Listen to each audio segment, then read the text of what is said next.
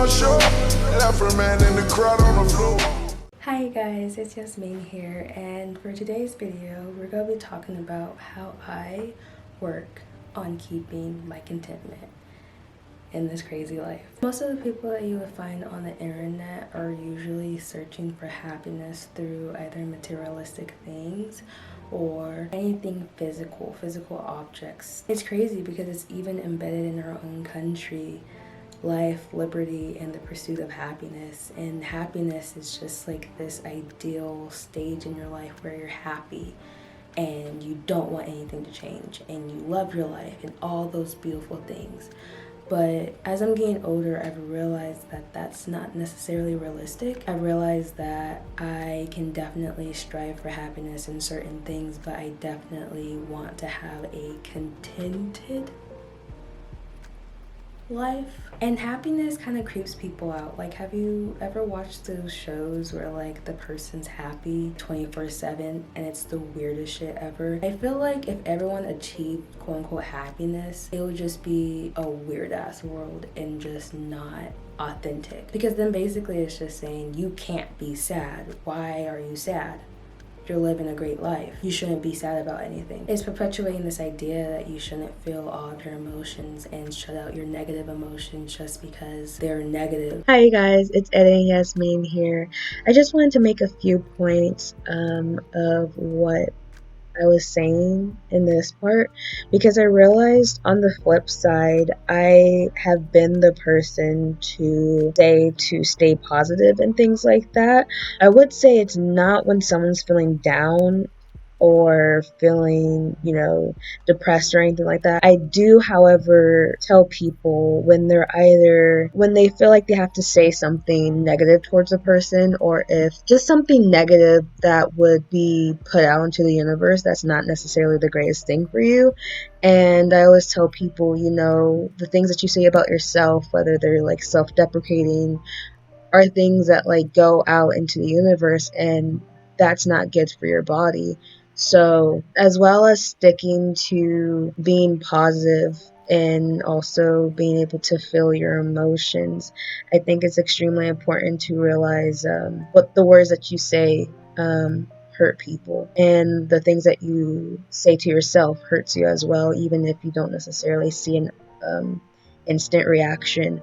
It can go both ways, and I don't want to make it seem like I'm pushing this narrative to always stay negative and to always like be that way, because I don't really believe that. I definitely think it just depends on the person and who you are. But I just wanted to explain that because I felt like I didn't explain that part in the video.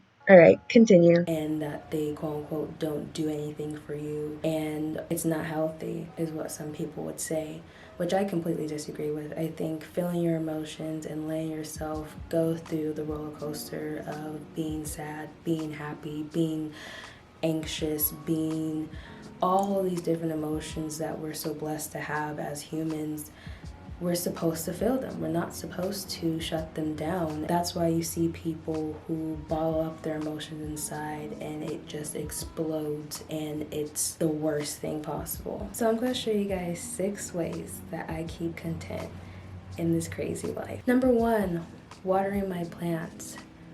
It's one of the first things that I do every week when I wake up. I love my plants. They are pretty much my life. Like the incredible Dr. Chill said, if you talk to your plants, they will talk to you. Giving life to your plants is like just feeding your soul in a way. It's just bringing you more joy and being grateful that you're able to keep something alive and being able to treasure it and being able to take care of it the way that it needs to. It's just a fantastic thing, and it's just one of those things that I enjoy to do because I just feel like I'm giving back to Earth. They just give us all of this life for free, and I just feel like the least I can do is keep a plant alive. Number two.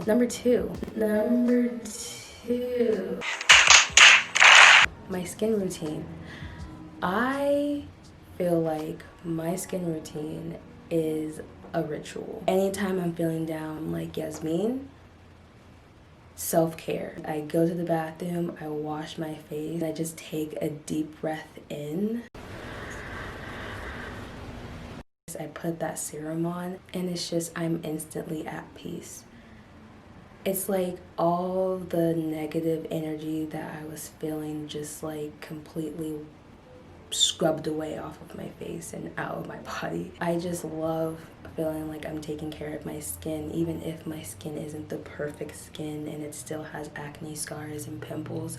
I'm still taking care of it the way that it needs to be taken care of, washing my face day and night, every day, all day, every day. It's a commitment to take care of your skin and take care of your body, and that's why my skin routine is a part of the ways that I keep content, is because if I don't feel like I'm taking care of myself, then pretty much everything falls apart. Number 3, meditating/yoga.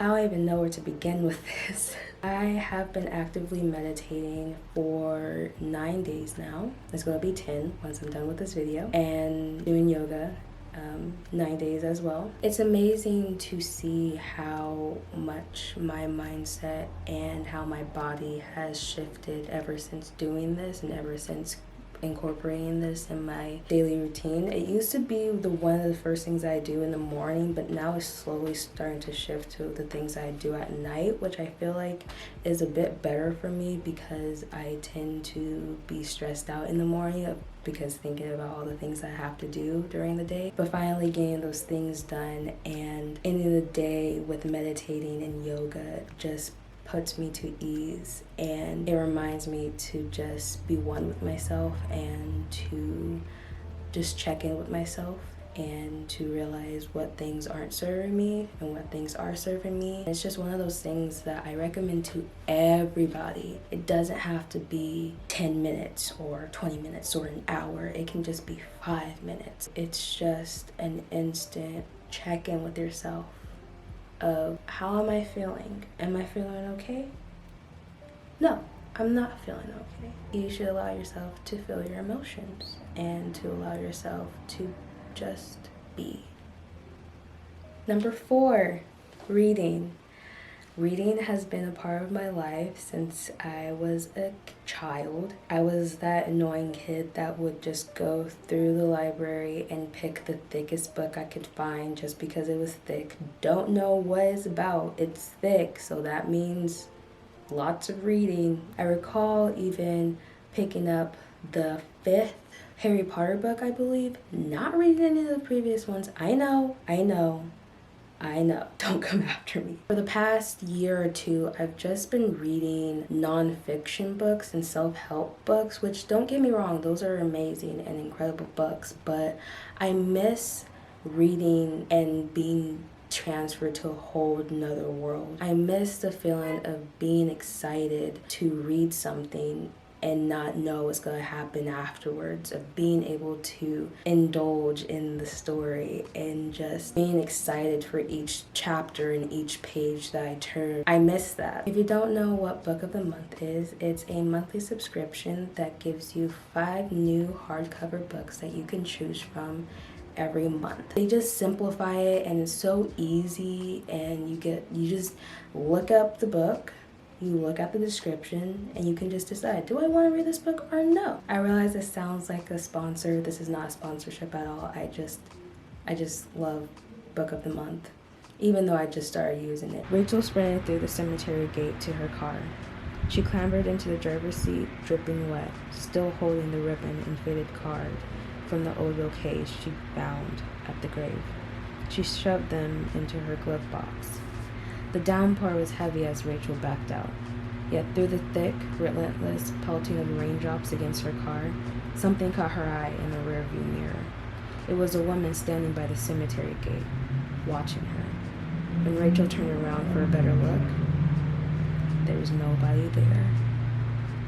Ooh, it's getting creepy. Again, not a sponsor. I only have two subscribers. Nobody's gonna sponsor me.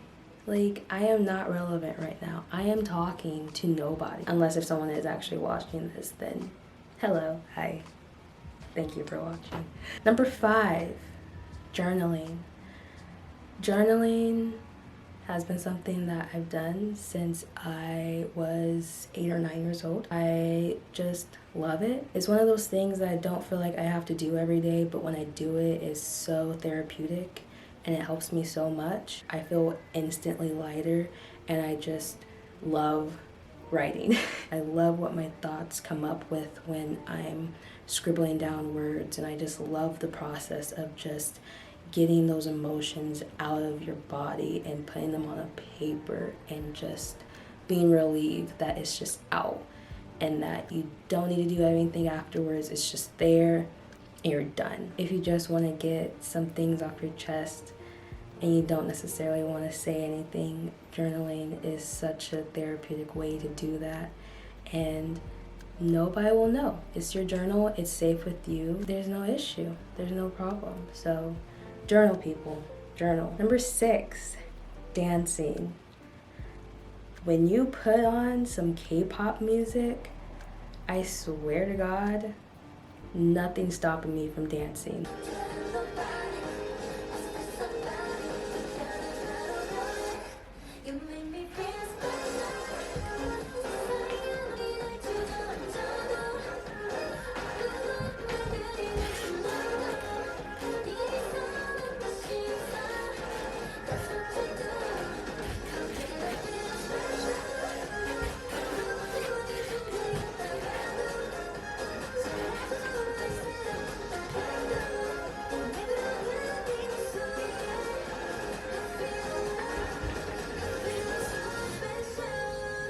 So what I used to do when I was sad was just listen to sadder music and watch sad movies and shows in order to just triple up my sadness. Now I've realized that I need to move when I'm sad. Sometimes I just like curl up in a ball and just sob and cry.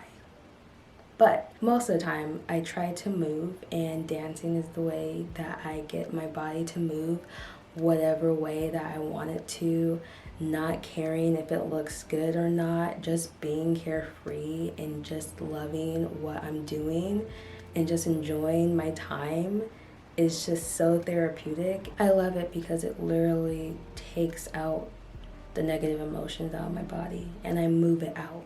Like, I don't know how to explain it. It's weird. It's just like after I'm done, after I'm finished dancing to whatever music I may be listening to, I just feel so much better. It's also such a beautiful way to express yourself. It's moving art. Like, I don't know about you guys, but I cry when I see people dance because people just look so free and so in their element, and it's just so beautiful to watch, and it's so beautiful to feel. Just dancing, not necessarily, again, doesn't have to be good dancing. You're just moving and you're feeling your emotions through your dancing, and it's just so beautiful. I don't know what else to say. It's just beautiful. So there you guys have it. Those were the 6 ways that I keep content in my life, and I hope this video helps you in some sort of way or gives you some ideas on how you can stay content in your life. And if you have some ways that you stay content in your life, comment down below, give me some suggestions that I haven't even thought about, and I might try them. I really hope you have a good day. Times have been kind of rough, kind of hard. So just checking in, hoping that you're doing well. And if you're not, that's okay. Everyone has bad days. It's totally fine. Feel those emotions. Just feel them, and you know, one day you're just gonna wake up and feel better. Until next time, you guys.